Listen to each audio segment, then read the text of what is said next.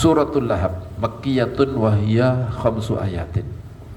Utawi iki suratul Al-Lahab makkiyatun iku bangsa Mekah. Wa hiya utawi suratul Lahab iku khamsu ayatin iku 5 pira-pira ayat. Bismillahirrahmanirrahim. Tabbat yada abi lahabi wa tabb ma aghna anhu maluhu wa ma kasab sayasla naran dhata lahab wa imra'atuhu hammalatal hatab fi jidiha hablum min masad. Tabbat cilaka.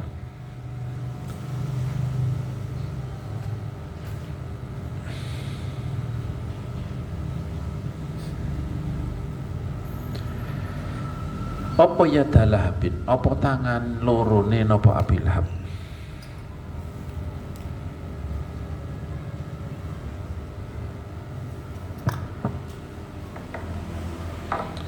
Watabba lan cilaka sapa Abu Lahab. Ini yang pertama adalah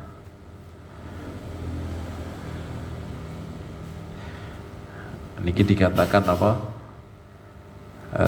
Donga ya. Sebenarnya ya nggak mungkin lah nek donga gitu.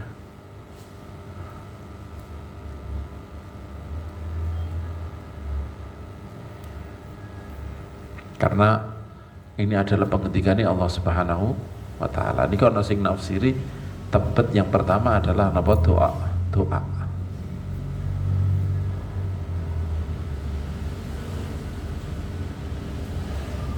Tapi masa Gusti Allah donga-donga ning ngene kepada siapa? Tepat yada Abi Lahabiu atau tepat yada Abi Lahab. Pertama niki yada, niki yang mana yada?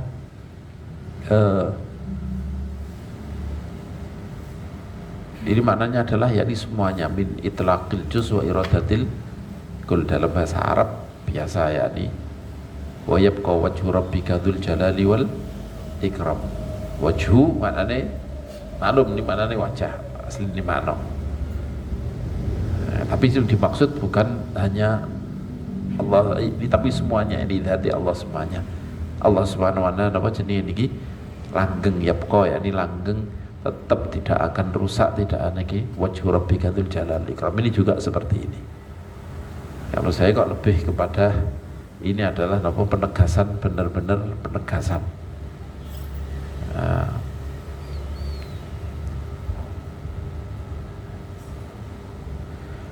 Tebet cilaka.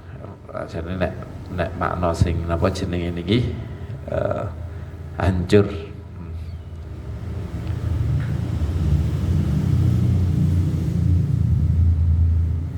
Tabbat yada Abi Lahab wa tabbat. Ya ini cara kula kok lebih kepada tadi itu hanya penegasan. Jadi tabbat ini bisa dibahasakan dengan umpamanya tabbat, yakni yang pertama pakai fi'il mudhari' ini akan hancur dia. Watab dan benar-benar sudah hancur mulai sekarang. Sumben hancur. Artinya gini dan di dunianya sudah hancur. Dengan apa jenenge dengan mati tanpa apa jenenge niki mengenaskan niki di dunianya dan di akhiratnya tambah hancur lagi. Ma aghna anhu maluhu wa ma kasab. Ma aghna ora nyugihaken anhu sangking Abu Lahab apa maluhu apa bondone Abu Lahab wa ma lan barang kasabakang nyambut gawe sapa Abu Lahab ingma kasabab menyambut gawe yakni yang menghasilkannya, yang mendapatkan dia hartanya dan apa usahanya dia, apa yang dia hasilkan dari usahanya, ini semuanya tidak bisa mencukupinya, tidak menyugihno, yakni tidak bisa berbuat apa-apa kepadanya, tidak manfaati kepadanya, hancur ya hancur. Saya selanaran bakal jegur sapa Abu Lahab naron ing neraka dzata lahabin kang anduweni mulat-mulat. Dia akan masuk terpanggang api yang berkobar-kobar. Wa amra'atuhu lan bojone Abu Lahab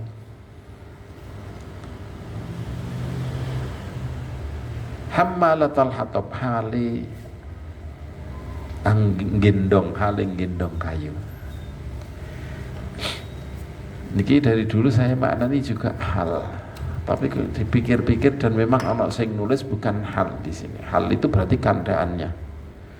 Wa mar'atuhu niki ataf kemana? Pasti atafnya ke Abu Lahab yang celaka tadi. Gak mungkin saya atau yasla naron ya, yasla aku naron dzata lahabin. Yasla bakal mlebu jegur, bakal masuk terpanggang sapa Abu Lahab wa mar'atu lan bojone Abu Lahab.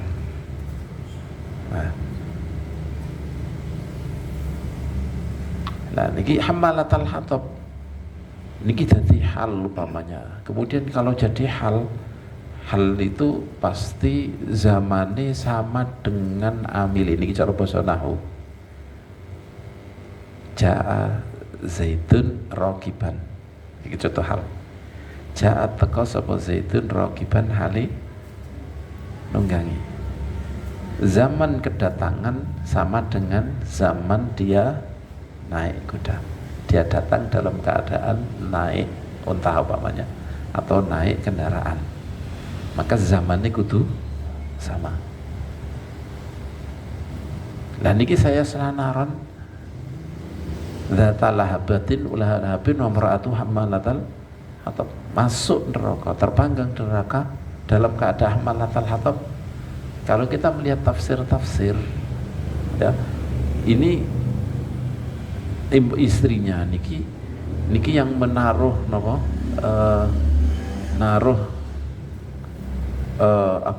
niki kayu-kayu yang menghalangi merintangi Kanjeng Nabi Muhammad sallallahu alaihi wasallam. Karena sangat bencinya,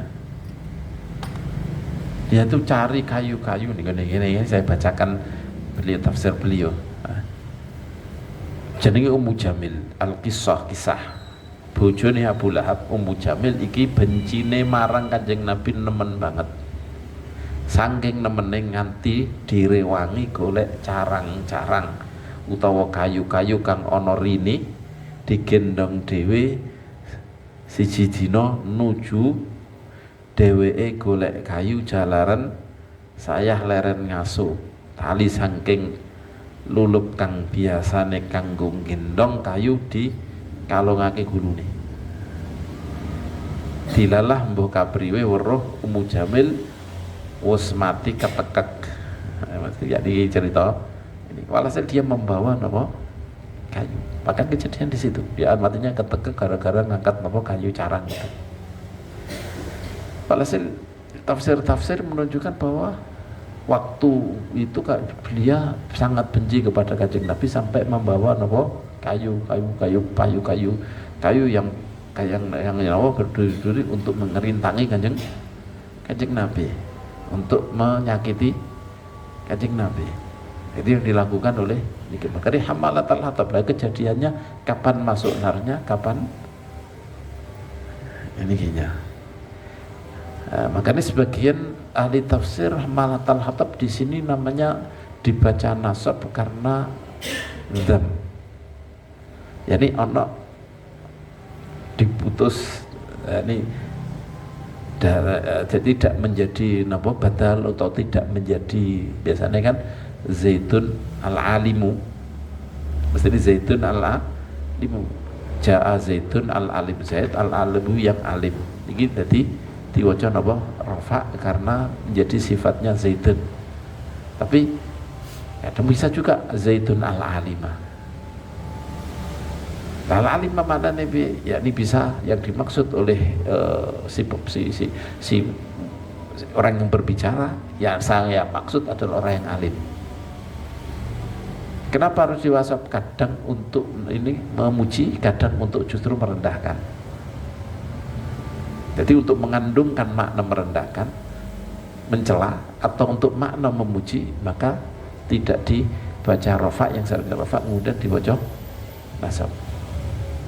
Seperti sifat, tapi di situ dikandungkan di situ makna memuji atau makna merendahkan. Nah di sini hamalatal hatab, di sini adalah istrinya, yang mestinya istrinya Abu Lahab ini juga celaka, juga masuk neraka. Siapa istrinya? Hammalatal hatab.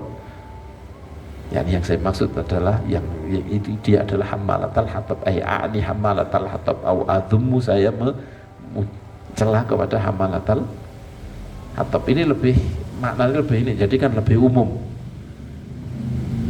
Lebih umum di dunia. Jadi dia dijuluki oleh Allah dengan hammalatal hatab. Dijuluki oleh hammalatal hatab. Jadi apa? Maf'ul secara nahwu nih, maf'ul dari fi'il yang dibuang di takdirna adzummu, saya mencela. Walaupun maknanya juga ya sama, cuman kalau bahasa Indonesia nggak bisa kita pahami.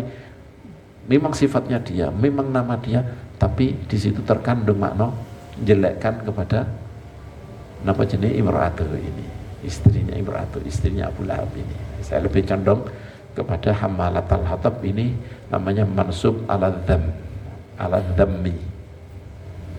Nah, dan istrinya hammalatal hatab, tapi ada qiraah bacaannya hammalatul hatab. Kalau bacaan kita kan hammalatal hatab. Fiji dia ikut tetap ing dalam gulune imra'atuhu hablun utawi tampar mimmasadin kang sangking napa jenenge niki masad,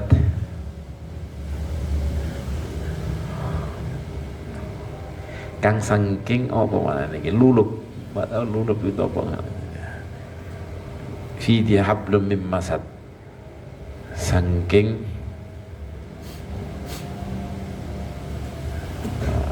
apa lulup. Nah asli ini makna liver itu maknanya serabut. Jadi sangkut serabut.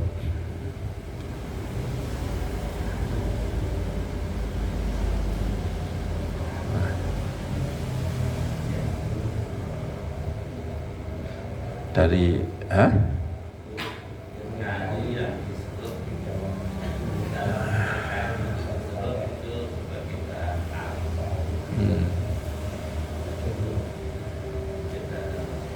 bisa juga yang dari apa namanya ini serabutnya wit kurma itu kan anak pelepah kayak semacam serabutnya itu. Lah itu juga bisa dipakai dari situ juga serabut.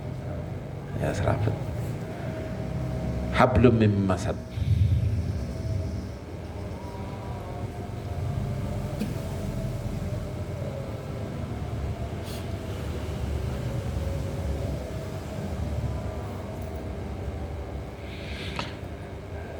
Jadi istrinya yang hammalatal hatab itu sumben masuk nenggone napa neraka dalam keadaan lehernya niki ada tali yang kasar, yang kuat, yang kemudian sebagian mengatakan itu akan diangkat dan akan dijatuhkan oleh napa malaikat.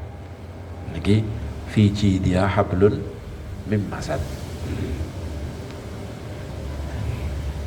Ini menunjukkan bahwa kita itu jangan mengandalkan kita keluarganya siapa. Abu Lahab itu adalah pamannya Kanjeng Nabi Muhammad SAW, orang Bani Hashim. Orang Bani Hashim yang dikatakan termasuk keluarganya Kanjeng Nabi, haram menerima zakat. Itu Bani Hashim. Bani Hashim itu termasuk orang yang tidak boleh menerima zakat, tapi mendapatkan ghanimah dari humus, mendapatkan bagian khusus dari humus. Sampai kemudian yang lain dari bani-bani yang lain, ya kan, anak Bani Hashim, anak Bani Muthalib, ini keluarga nih, anak Bani dan lain-lain lah ya.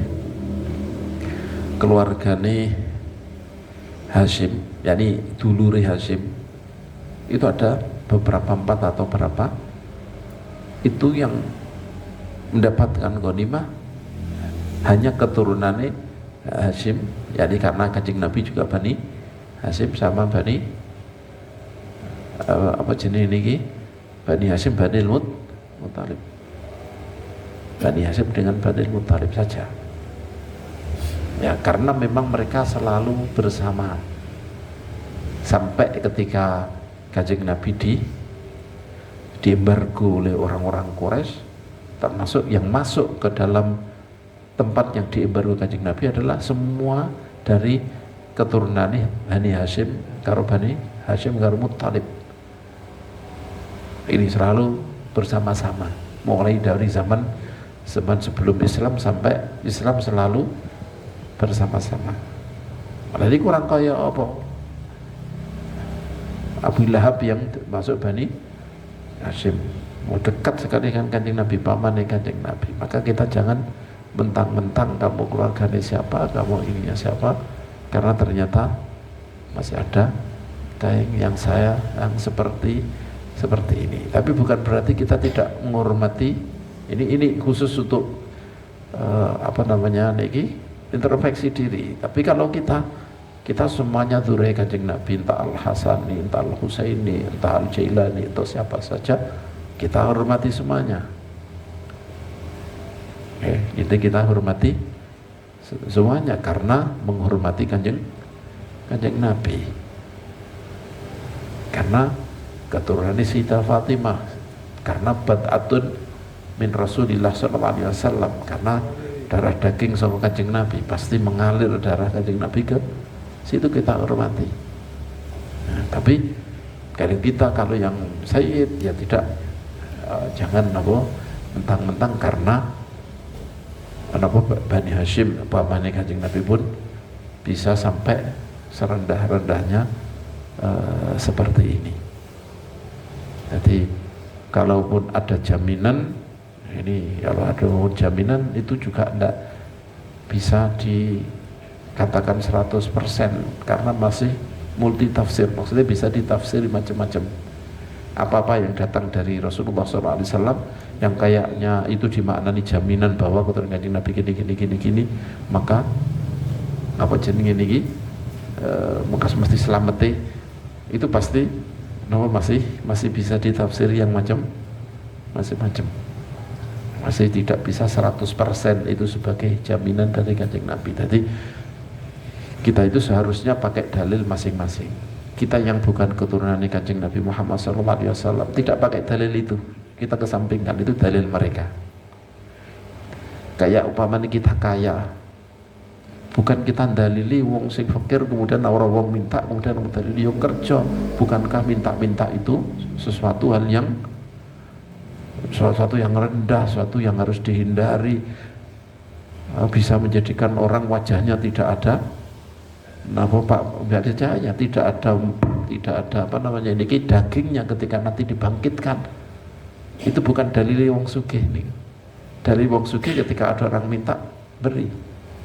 A'tu sa'ilan walau ala farasin, beri orang yang meminta walaupun dia numpak Mercy, walaupun numpak kuda, kan gitu. Kalau mampu beri. Ini bahkan Kanjeng Nabi Muhammad SAW dalil ini dalil memberi ya. Kanjeng Nabi itu nanti ke bawah orang yang minta terus kemudian saya beri kok saya gak ridho, itu akan membahayakan untuk dia. Ya Sayyidina Umar lah kalau ngotot nggak mau usah diberi. Kanjeng Nabi ngetika bahasa seperti aballahu an abkhal, Allah nggak mau kalau aku menjadi orang bakhil. Allah nggak mau kalau aku menjadi orang bakhil. Mereka diperingatkan, karena aku sampai memberi gak ridho, awas itu bahaya untuk kamu. Tapi beliau ketika ada orang minta, dia tetap diberi. Dan jadi kan ngertos orang itu ya kamu gak ridho kan mesti gak usah diberi.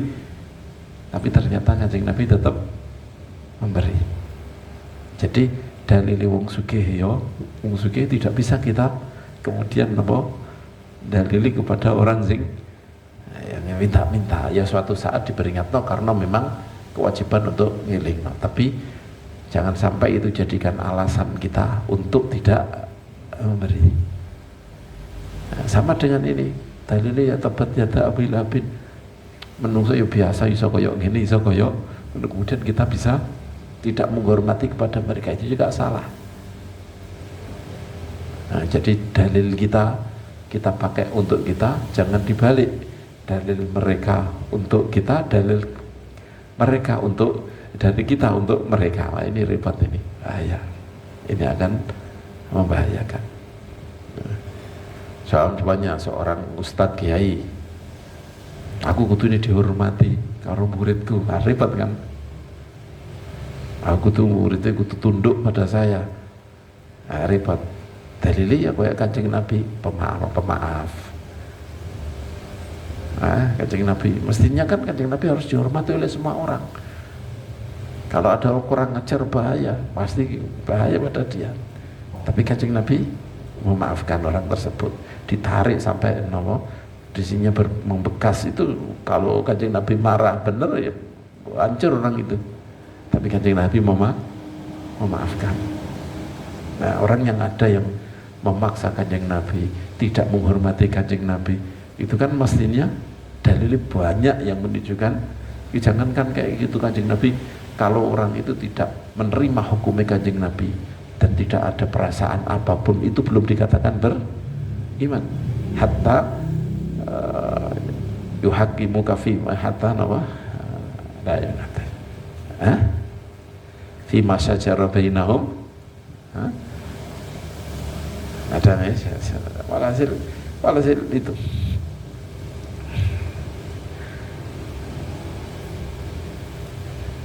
Fala wa rabbika la yu'minuna hatta yuhaqqimuka hatta yuhaqqimuka fima syajara bainahum. Enggak, mereka belum beriman sampai mereka menjadikan kamu sebagai hakim mereka, dan di dalam apa-apa yang terjadi perselisihan antara mereka, kemudian mereka tidak menemukan di hati mereka rasa gak terima walaupun sedikit dari apa yang kau sudah putuskan. Ini seharusnya kita seperti ini. Nah, Kanjeng Nabi orang memberi wis santai, apalagi sudah habis, sudah tidak ada yang dibagikan, mestinya harus menerima. Bukankah Kanjeng Nabi juga, Allah juga gak merintahkan apa jenis ini wa ma atakumur rasul fakhudhu, apa yang diberi terima, sehingga diberi ya cocok jaluk-jaluk, kan mesti seperti itu urusannya. Saya diperintahkan ya dilakoni, aman hakum anufan tahu, ya kan seperti ini perintahnya. Tapi Kanjeng Nabi tidak menggunakan itu sebagai haknya, tapi lebih memaafkan kepada umatnya yang kurang ajar, bahkan didoakan supaya mendapatkan hidayah. Nah, ini seperti ini. Suratul Ikhlas makkiyatun. Saya ini diwolak-walik, sekarang diwolak-walik. Hukum kami dalil untuk orang lain kita gunakan untuk kita, sedangkan dalil untuk kita, mereka yang pakai untuk menjelek-jelekkan, kita kembalikannya nih.